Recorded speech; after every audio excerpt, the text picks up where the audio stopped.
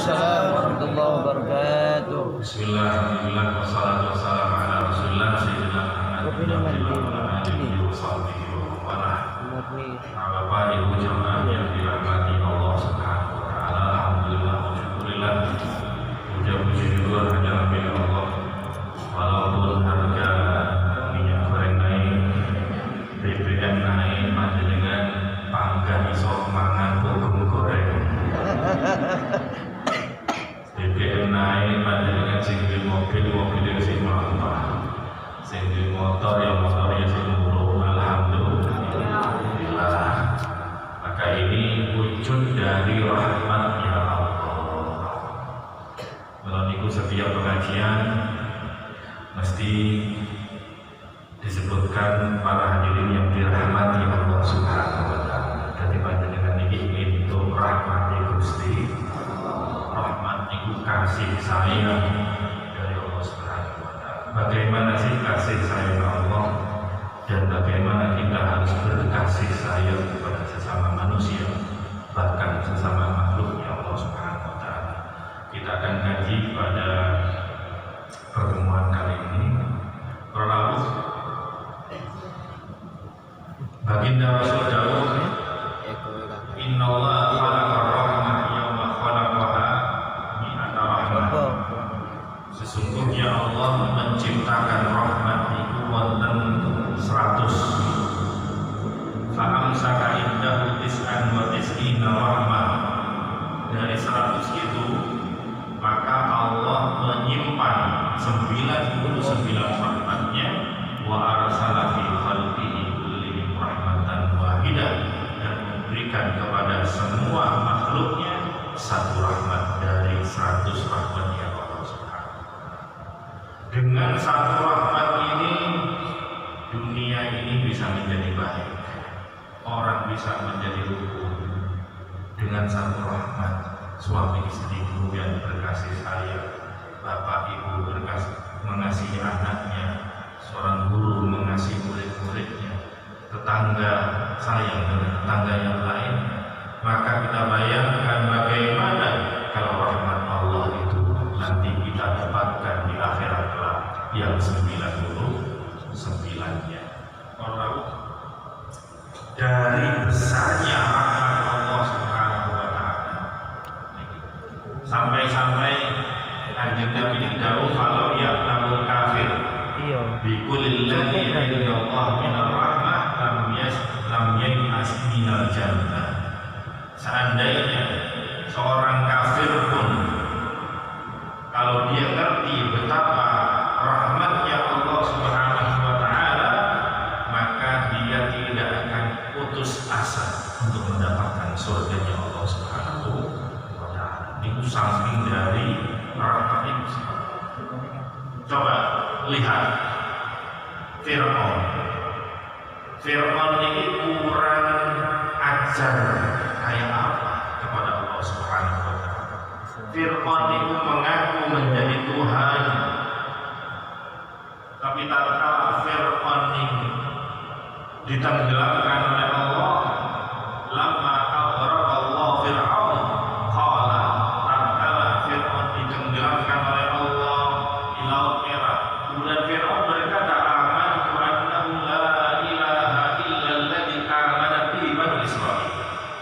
Dia mengatakan, aku beriman bahwasanya tidak ada Tuhan melainkan Tuhan yang diimani oleh kaum Bani Israil. Jadi pada waktu Fir'aun tenggelam, baru dia sadar dia bukan Tuhan, dia lemah, dia percaya kepada Tuhan.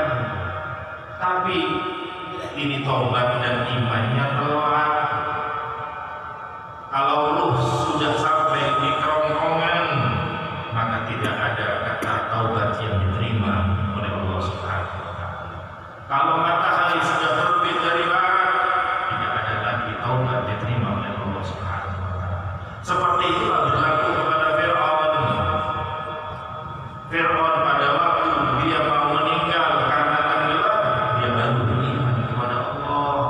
Dan saat itu apa yang terjadi? Malaikat Jibril gregetan pada Fir'aun. Malaikat Jibril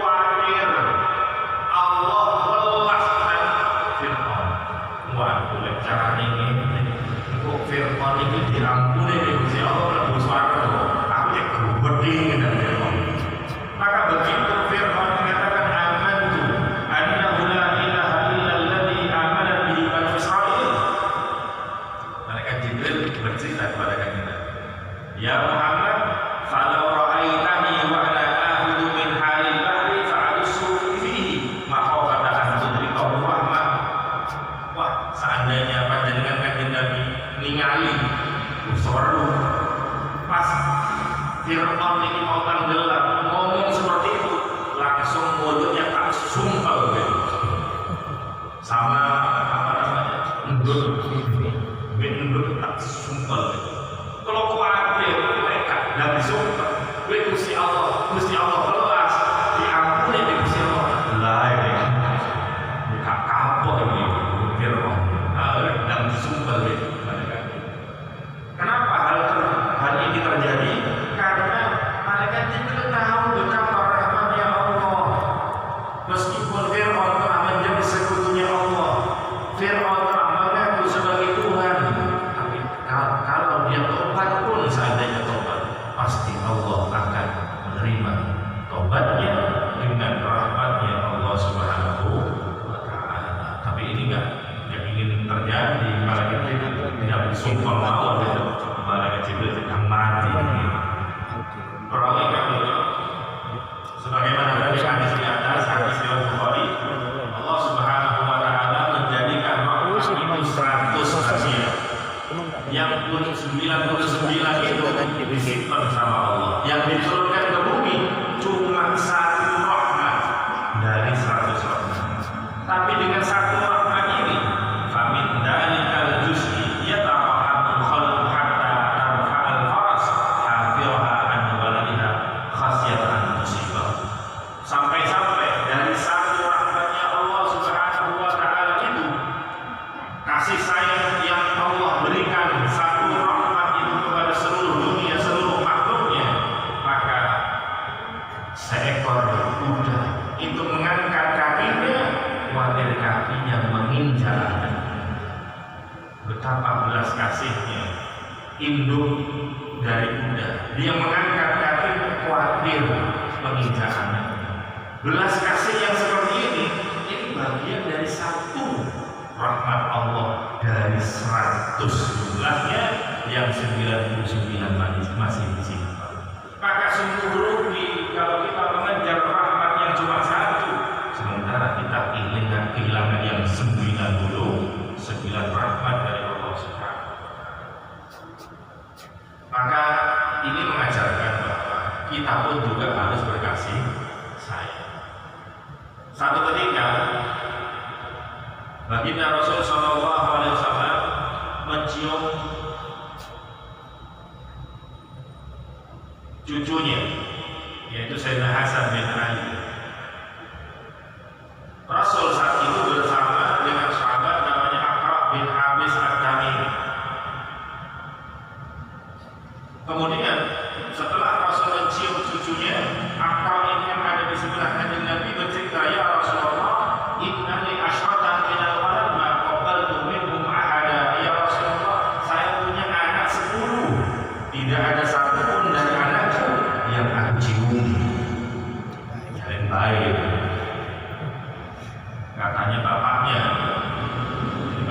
punya anak 10. Aqra bin Habis punya anak 10. Melihat Rasul mencium cucunya, loh ya Rasul, saya punya anak 10, gak ada yang tak ciumi satupun dari mereka. Maka apa tanggapan baginda Rasul? Kata baginda Rasul, man la yarham la yurham. Barang siapa yang tidak memiliki sifat kasih sayang, maka dia tidak akan memperoleh kasih sayang dari Allah Subhanahu wa Ta'ala.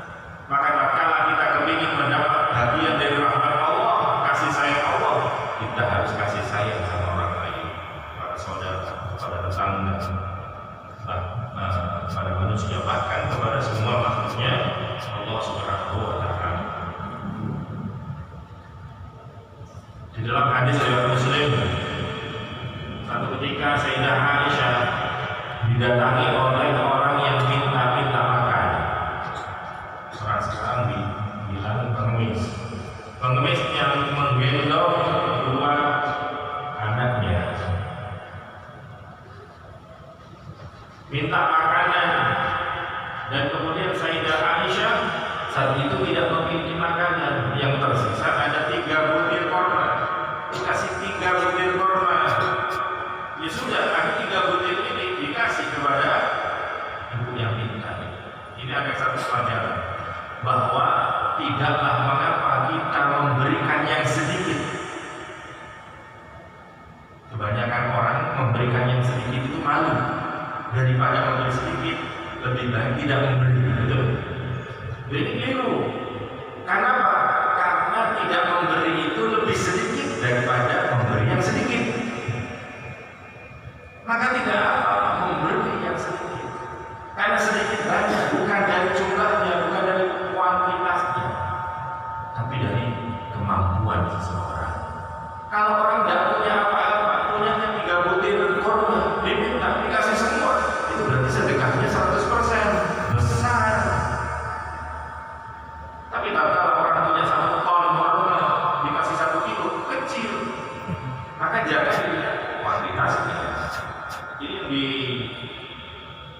teladani oleh dari Sayyidah Aisyah radhiyallahu taala.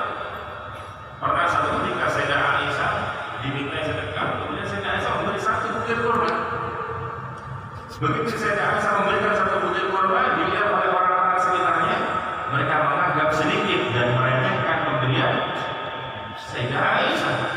Maka kata Sayyidah Aisyah, jangan kau remehkan pemberian ini, walaupun sekecil satu butir kurma. Faman ya'mal mithqala dzarratin, Allah akan menghargai pemberian walaupun sebesar biji zarrah. Atau orang sekarang mengatakan sebesar biji atom, Allah akan membalas kebaikan padanya. Sama dengan atom. Saya teringat dulu waktu MI ada guru menerangkan tentang atom, zat terkecil yang tidak bisa dibagi-bagi lagi. Begitu saya pulang, nemu di kompleks itu kaca atom. Saya ambil, tak kamu beli 20. Macam atom bisa dibagi-bagi. Bukan atom-atom kaca. Katanya para ilmuwan, jadi saking dari kecilnya nama yang dinamakan atom itu, maka dilihat dengan mikroskop itu tidak kelihatan. Bisa dengan mikroskop komputer elektron, mikroskop elektron, jadi bisa di zoom ribuan. Makanya kata para ilmuwan, kalau sampai ini pegang kunci mobil, kunci rumah, kalau Anda ingin tahu, ingin melihat seberapa besar biji atomnya, maka kunci harus di zoom dulu menjadi sebesar bola dunia, sebesar bumi, baru itu kelihatan atomnya sebesar satu biji, satu buah ceri. Kunci yang kecil itu digedekan dulu, di zoom sampai gede satu bumi, baru kelihatan namanya atom sebesar buah ceri satu. Maka betapa kecilnya namanya zarrah. Maka kalau satu butir kurma berapa juta zarrah itu di dalam. Maka jangan kau sepelekan sedekah yang sedikit. Sayyidah Aisyah memberi 3 butir kurma kepada ibu itu. Kemudian ibu ini berjalan berpaling, tapi Sayyidah Aisyah melihat kondisi ibu ini. Kemudian kan ada 3 butir kurma, yang 2 butir dikasih ke anaknya 2, satu, masing-masing 1. Dimakan oleh anaknya karena kelaparan, dimakan 1 butir. Dengan cepat 1 butir kurma itu masing-masing habis. Ibunya belum makan, giliran ibunya mau makan. Makan kurma yang tersisa, butir yang ketiga mau dimakan. Lebaran mau dimakan, mulutnya sudah buka. Anaknya nangis, kurang kurmanya. Akhirnya gak jadi dimasukkan ke mulutnya, diambil lagi, kemudian diparuh jadi 2. Separuh dibuat anaknya 1, separuh jadi untuk anaknya yang kedua. Sayyidah Aisyah kemudian terenyuh, ya Allah, ibu itu bisa, dan seorang ibu mau berkorban meskipun dirinya sendiri lapar, dia tahan laparnya, yang penting anaknya makan. Kemudian cerita ini dikisahkan kepada baginda Rasul sallallahu alaihi wasallam, ya Rasulullah, aku tadi melihat seorang ibu begini tadi. Apa kata Nabi? Inna Allah qad awjaba laha bihal jannah. Allah telah menetapkan bagi seorang ibu itu bahwa dia akan dimasukkan surga karena kasih sayangnya kepada anaknya. Jadi ibu yang punya kasih sayang yang sangat tinggi kepada anaknya, ini bisa menjadi sebab masuknya dia ke dalam surga. Maka kasih sayang itu harus disalurkan dengan cara yang benar. Ada di TV itu ada berita, ada ibu-ibu membunuh anaknya sendiri, anaknya dibunuh, kemudian dia sendiri bunuh diri, tapi nggak mati karena karbon berhasil diselamatkan. Begitu ditanya, kenapa kamu tega membunuh anak? Saya nggak tega, anak saya nanti mati kelaparan. Ini nggak percaya sama Allah. Zaman dulu, zaman yang Nabi, pada sahabat yang silam banyak yang begitu. Maka Allah Subhanahu Wa Taala melarang mereka wajib taqtulu auladakum khasyata imlaq. Jangan kau bunuh anak-anak karena khawatir lapar, khawatir nggak nemu makan. Karena Allah itu adalah zat yang bertanggung jawab. Tak kala Allah membelah bibir kita menjadi mulut yang berlubang seperti ini, Allah tanggung jawab menjadikan sesuatu yang dimasukkan lubang berlubang bernama mulut itu. Seandainya Allah tidak menjamin rezekinya, mungkin kita terlahir dalam keadaan mulutnya nggak bisa buka. Nampak? Kalau dibuka, berarti Allah tanggung jawab akan menyediakan sesuatu yang dimasukkan. Maka jangan khawatir urusan rezeki anak. Anak itu punya jatah rezeki sendiri lain dari rezeki bapaknya. Maka jangan pernah orang yang beriman berpikiran kalau punya anak itu mengurangi rezeki. Jangan. Orang-orang dulu imannya luar biasa. Dia bangga dengan Nabi itu. Dua anak sholat. Ya, biasa-biasa saja. Barang orang sekarang punya anak dua khawatir, bagaimana pendidikannya, bagaimana makannya, bagaimana kalau tidak makan anak saya begini. Ditanya, anaknya berapa? Dua? Tidak banyak. Saya tidak mampu untuk membiayai. Orang ini berarti tidak beriman sama Allah Subhanahu Wa Taala. Maka orang dulu punya prinsip banyak anak, banyak rezeki. Kalau ini boleh apa namanya? Itu masuk ke dulu arteri pada tolmal, kita masuk ke korong itu lewat arteri sebelum kita masuk arteri tinggi. Di situ ada gambar, ada tulisannya hanya anak, hanya rezeki. Cuma rezekinya dicoret nanti masalah. Banyak anak, banyak masalah. Ya Allah. Kemudian selanjutnya, bagaimana kasih sayang seorang ibu. Nabi Sulaiman, di zamannya Nabi Sulaiman, ada dua orang ibu yang bertengkar berebut anak. Ada seorang ibu yang menitipkan anaknya kepada tetangga.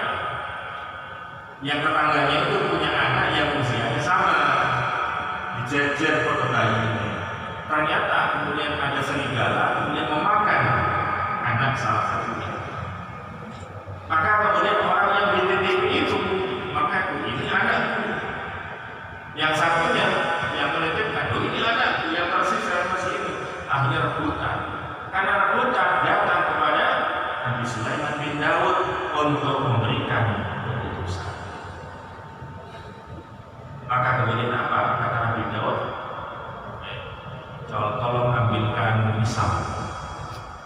Saya akan memberikan hukuman yang adil. Apa hukumannya? Bayi ini tak sikar dari dulu. Bayi ini tak belah jadi dua, separuh dari separuh. Kan adil loh. Adil. Dua saja. Yang satu motot, ini katanya anaknya. Yang satu ini motot, ini anaknya. Sudah. Sama-sama mengaku anak sudah. Dibagi dua. Nah kemudian ibu satunya mengatakan sudah. Latafan, jangan kau lakukan, jangan kau belah bayi. Ya Allah, mudah-mudahan Allah merahmati panjenengan. Wa ibnuha, ya sudah, ini anaknya dia, ini anaknya ibu itu. Tapi jangan kau bunuh anak ini dengan membelah anak dia. Ini miliknya ibu itu. Maka kemudian Nabi Sulaiman, ya sudah.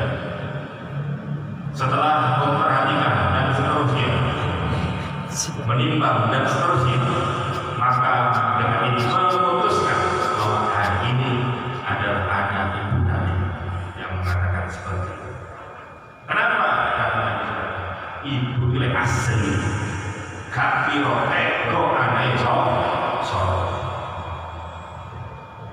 Kalau dia mengalah, berarti ini adalah ibunya yang asli.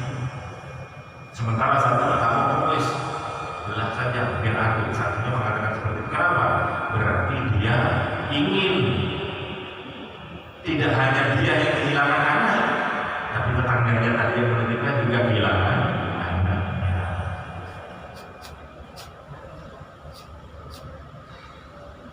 Berkasih sayang itu tidak hanya sesama manusia, bahkan kasih sayang itu kepada binatang. Bagaimana tidak ada orang lagi berjalan, kemudian dia kehausan untuk minum, dia akhirnya menemukan sumur dan akhirnya dia kemudian turun ke sumur untuk minum air. Tatkala dia keluar naik dari sumur, dia menemukan ada binatang berupa anjing yang kehausan, dan saking hausnya kemudian lidahnya dijulur-julurkan karena kehausan. Orang ini akhirnya kembali lagi ke sumur untuk mengambil, dan tidak ada wadah bejana yang digunakan untuk mengambil air. Coba kalau ada orang masuk ke sumur, kemudian dia mau membawa air dari bawah, dia harus ada timba, ada bejana, ada wadah. Ini tidak ada. Maka yang terjadi, dia ambil sepatunya. Sepatunya orang dulu dan seperti sepatunya sekarang. Sepatu orang sekarang saja, wah, buatan pabrik. Tapi menurut saya, ambune ya bang, mampu dong, mampu. Lah ini satu, sepatunya sepatu orang dulu itu gampang rusak, karena air sedikit rusak. Kalau orang dulu kan pakai kulit, pakai zaman sekarang saja kalau kulit kena air rusak, berarti dia berkorban sepatunya rusak. Yang kedua, begitu dia turun, dia ambil, dia lepas sepatunya, digunakan untuk jadi ember, untuk wadah air. Kemudian pada waktu dia mau naik, dia kesulitan naik dari airnya apa? Sepatu itu dicopot. Mampu dia jadi dicopot. Loh, dia pengorbanannya luar biasa. Dia kemudian berhasil keluar dari sumur, berkorban demi apa? Demi seekor anjing. Dikasih minum. Maka bagaimana kisahnya? Fasyakarallahu ta'ala lahu faghfar lahu. Melihat hal ini, apa yang dilakukan oleh orang laki-laki ini, maka Allah bersyukur kepada orang ini yang telah menolong makhluknya Allah, maka Allah mengampuni dosanya. Ngasih minum binatang, anjing lagi, najis Allah, dapat maghfirah dari Allah. Maka bagaimana kalau di bulan Ramadan ada orang bersedekah ngasih air minum, pakai aku putih menurut aku isok, tapi wong enggak ngomong jangan disepelekan. Para bapak ibu sekalian yang dirahmati Allah Subhanahu wa Ta'ala, kisahnya Sayyidina Umar ini kisah-kisah kecil, namun ternyata luar biasa. Kitab Usfuriyah tentang Usfur. Kisah Usfur ini kemudian mengawali kisah dalam kitab namanya Usfuriyah, sampai ke Usfuriyah. Bangsane mutlak, arti amal-amal kecil, tapi luar biasa di sisi Allah Subhanahu. nari Sayyidina Umar ini pada waktu meninggal, maka banyak orang jenis itu bermimpi tentang bagaimana Sayyidina Umar, Anda di sana, apakah Anda masuk surga atau gimana? Bagaimana nasibnya? Apa yang menjadikan Anda mendapatkan kedudukan yang mulia? Apakah kau jadi khalifah? Ataukah kau menolong orang begini dan seterusnya? Kata Sayyidina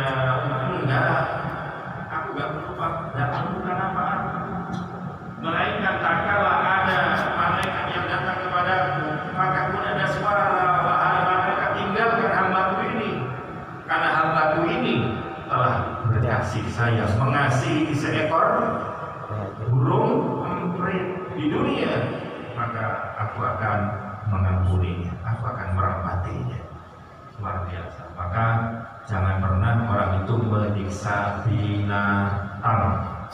Tidak boleh menyiksa binatang. Kadang-kadang kalau semut lewat, semut itu dipites, habis itu dimutilasi kakinya. Tidak boleh itu menyiksa. Jadi kalau tidak ada tujuannya, tidak boleh. Semutnya nggak ganggu, nggak dibuat mainan. Maka kita harus saling merahmati, saling kasih sayang. Bahkan kasih sayang itulah yang mengantarkan orang ke surga. Walladzi nafsi biyadihi la tadkhulul jannah hatta tarahamu. Demi Allah, kalian semua tidak akan bisa masuk surga kecuali kalian ini saling berkasih sayang. Kata para sahabat, ya Rasulullah, quluna rahim. Ya Rasulullah, bukankah setiap kita ini punya rasa kasih sayang? Sayang nang anaknya, sayang nang bojone. Jadi kan Nabi utuh sayang ngono iku, tapi sayang secara universal. Sayang secara umum, rahmatul ammah kepada siapapun. Perawi kang mulia diperbolehkan oleh Allah Subhanahu wa taala. Di dalam hadis riwayat Al-Hakim, Malaikat Jibril cerita kepada Kanjeng Nabi, ya Rasulullah, walladzi ba'athani bil haqq, demi Allah, ini ada kisah. Malaikat Jibril cerita sama Kanjeng Nabi, Kanjeng Nabi cerita kepada sahabat, sahabat cerita kepada tabi'in, tabi'in sampailah kepada kita. Apa ceritanya? Dulu ada orang yang beribadah 500 tahun di pucuk gunung. Opo 500 tahun gak tahu maksiat. Kate maksiat opo gak ono wong. Kate rasa-rasa gak ono wong sing dirasa. Kate delok layar tancep gak ono layar. Kate maksiat opo 500 tahun ini penggawaane bengi dan siang poso. Kemudian kalau dia pagi dia turun, dia ambil delima, ambil buah-buahan, datang ke atas langit untuk berbuka puasa. Terus seperti itu. Kemudian ada air yang mengalir, dia buat wudhu, buat mandi dan seterusnya. Nah, kemudian dia juga berdoa kepada Allah agar dia diwafatkan pada waktu sujud. Dan singkat cerita, dia meninggal sebagaimana doa. Dan pada waktu meninggal, Allah Subhanahu wa taala memerintahkan orang ini agar dimasukkan oleh para malaikat ke surga. Allah Subhanahu wa taala kemudian memerintahkan, adkhilu abdi al-jannata bi rahmati. Wahai malaikat, masukkan hambaku ini ke surga bi rahmati, karena rahmatku, karena kasih sayang. Orang itu kemudian mengatakan, Rabbi bi'amali, wahai Tuhanku, aku gak mau masuk surga kalau hanya dengan belas kasihanmu. Aku ingin masuk surga sebagai balasan amal soleh. Bukankah aku 500 tahun beribadah dan tidak pernah bermaksiat kepadamu? Allah mengulangi lagi, adkhilu abdi al-jannah bi rahmati, wahai malaikat, masukkan orang ini ke surga karena rahmatku. Orang itu mengatakan bal bi'amali, tidak, aku tidak mau masuk surga karena rahmatmu, aku hanya mau masuk surga dengan amal. Akhirnya Allah memerintahkan malaikat, ya sudah, kalau orang ini gak mau masuk surga karena takwalasi, karena rahmatku, jadi malaikat sekarang timbang berat mana antara rahmatku, antara nikmatku dengan ibadahnya. Fayaqulullah lil malaika qanisu bi ni'mati alaihi wa bi amalihi. Timbang nikmatku dengan amalnya, berat mana? Maka yang pertama kali ditimbang adalah nikmatul basar, mata. Nikmat mata ditimbang oleh malaikat di satu sisi dengan nikmatnya Allah yang diberikan kepada dia. Ibadahnya satu sisi Di satu sisi nikmat berupa mata. Ternyata begitu ditimbang langsung bercerai. Lebih berat nikmatnya Allah daripada ibadahnya yang 500 tahun. Ini baru nikmat mata. Maka jangan pernah mengeluh gara-gara minyak goreng, BBM naik mengeluh, gara-gara minyak goreng naik mengeluh. Saya teringat almarhumah Romo Y. Badrudin. Beliau kalau bercerita, rego itu gak masalah rego, barang itu bukan masalah harga. Ya, bukan masalah harga, tapi masalah kemampuan. Meskipun harga itu mahal, tapi kalau dimampukan oleh Allah, kamu bisa beli. Meskipun harga murah, ya kami duit. Ya bingung. Maka kata beliau bukan masalah harga. Dan kemudian beliau mencontohkan biar dulu tanah di bawah itu, tanah di lapangan itu dulu tahun berapa? Mulai berkali Pak Kholis itu sudah ngincar tanah di bawah. Itu kalau tidak salah dulunya 16 juta tahun. Tapi kan duit. Barang tahun berapa itu? Tahun berapa lupa. Yang ingat adalah saya sama Pak Yadi. Pak Yadi karena orangnya tidak mau ditransfer, itu kalau nggak salah berapa? 500 juta berapa tanahnya? Orangnya minta cash, hanya disediakan cash. Itu yang bawa Pak Yadi. Saya kawal Pak Yadi. Ya Allah. Loh, dulu yang 16 juta nggak mau beli. Tatkala harganya sudah berganti ratusan juta, kebeli. Nanti kan masalahnya bukan harga, tapi kemampuan. Maka jangan permasalahkan harga, tapi yang dimasalahkan kemampuan. Selama kita mampu, bersyukurlah kepada Allah. Jangan banyak mengeluh. Ada seorang pemuda datang kepada Kiai, Pak Kiai, pulau ini murid-murid yang topor mengeluhkan keadaannya begini. Jadi Kiai, awak kurang siji, kurang syukur. Dikatai seperti ini, tamunya tadi nggak terima. Kiai, syukur. Oh, kok saya nggak syukuri? Dompetnya dikeluarkan. Ini dompet saya, kayak dompetnya itu adaesen lah. Aku di sini. Apa sih yang tak syukuri? Kata kiainya, cek. Lihat sampai di sok dulu aku. Sakit. Meripati sampai normal. Bagaimana kalau kedua matamu diambil oleh Allah, diberi duit 500 juta? Gelap nggak kamu? Duit 500 juta tapi mari rumput. Kurang apa tidak? Di buku TV gedenya 200 kilo. Tapi mobil kurang apa tidak? Buatan burung. Kamu punya 2 tangan, bisa digerakkan, bisa. Gak stroke, buatan. Bagaimana kalau kedua tanganmu diambil sama Allah? Diberi 500 juta, turun. Kamu kesini jalan kaki, kakinya sehat, nggak kram, buatan stroke, sehat. 2 kakimu diambil sama Allah. Diberi duit 500 juta, buatan. Belum lagi ginjalnya, jantungnya, livernya, dan yang lain. Maka kata dia ini, tidak malu sama Gusti Allah. Allah telah memberimu aset miliaran di dalam tubuhmu, tapi kamu masih mengeluh, ngerasuh.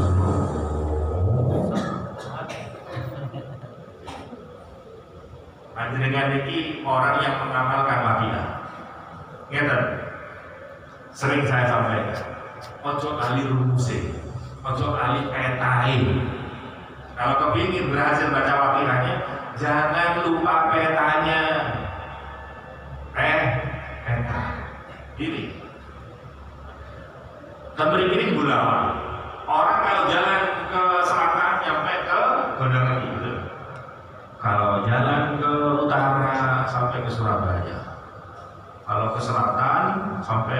ini sampai pantai selatan. Ada orang jalan ke selatan, ditanya kamu mau mana? Saya mau ke Surabaya. Laku terus, katanya bisa ke Surabaya. Bahkan dia militan di Woco, Petang siji Surabaya.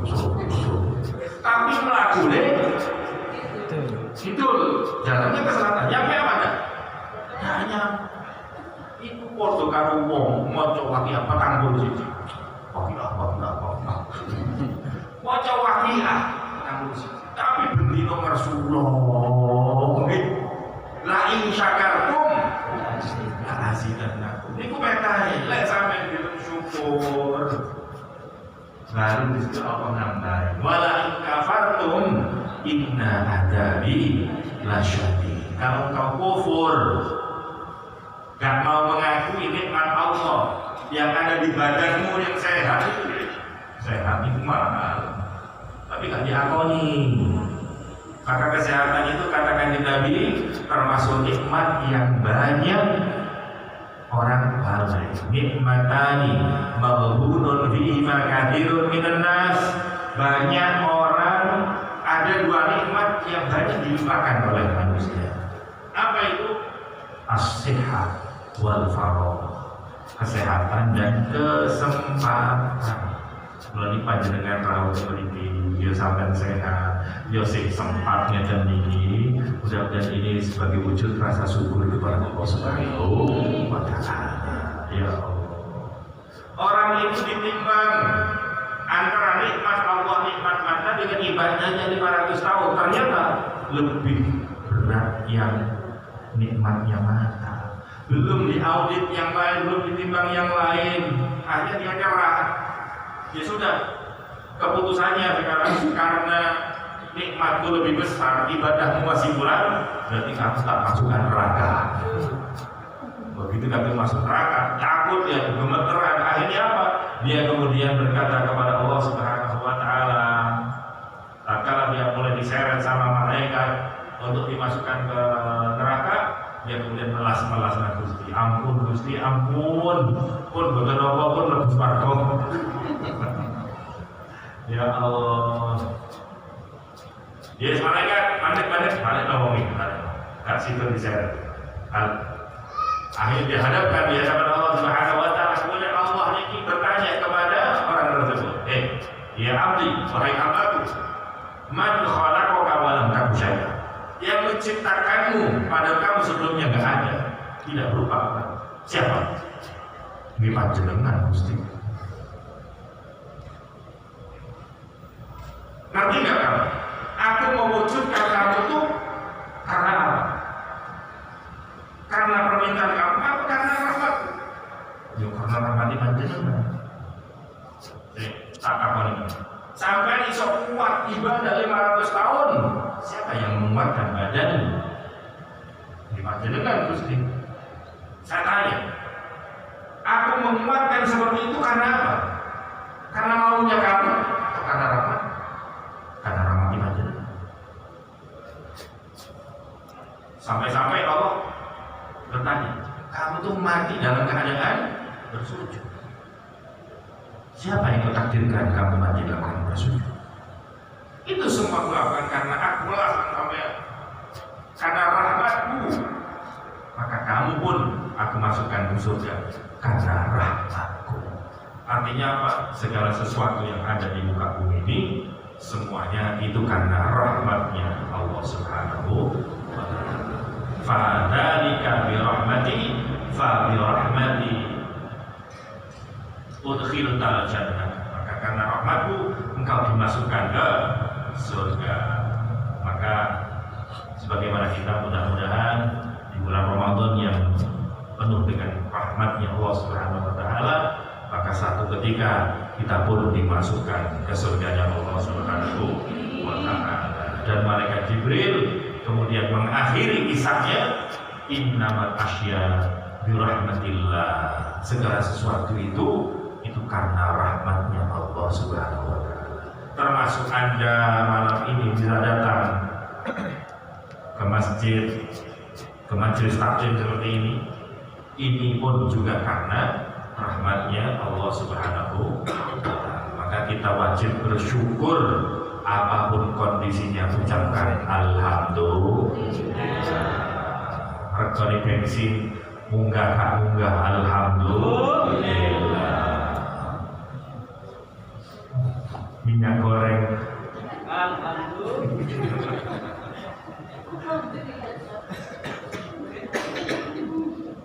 Bagaimana kondisinya kalau minyak goreng dimurahkan? Tapi mulut sampai sariawan.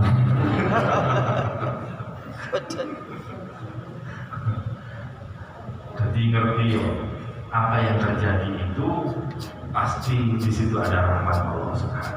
Gak usah bingung. Maka kalau memandang kehidupan, jangan pakai otak, akal, matematika, tapi pakailah rahmatnya Allah Subhanahu wa Ta'ala. Kalau sapi, saya tanya, sapi ini pernah sekolah atau enggak? Sapi atau sekolah, tapi makanya gak tahu telat, lemu-lemu bisa.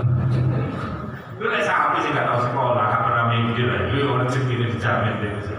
Oh, pokoknya panjenengan mikir, ya wis sekolah. Pastilah dijamin rezekinya sama Allah Subhanahu wa Ta'ala. Maka panjenengan usaha, tapi jangan ninggal baca suratul Waqiah. Dan yang terpenting untuk sampai kufur, tapi berbanyaklah bersyukur. Termasuk amalannya Al-Maghfurah Romoye Anwar niku sakobae alhamdulillah. Ono dayo alhamdulillah. Sakobae alhamdulillah. Alhamdulillah. Mau minyak larang kamura alhamdulillah. Alhamdulillah. Sing penting iso tuku. Kadang regane murah tapi minyaknya gak ono. Bingung bisa berbanyak alhamdulillah. Dengan alhamdulillah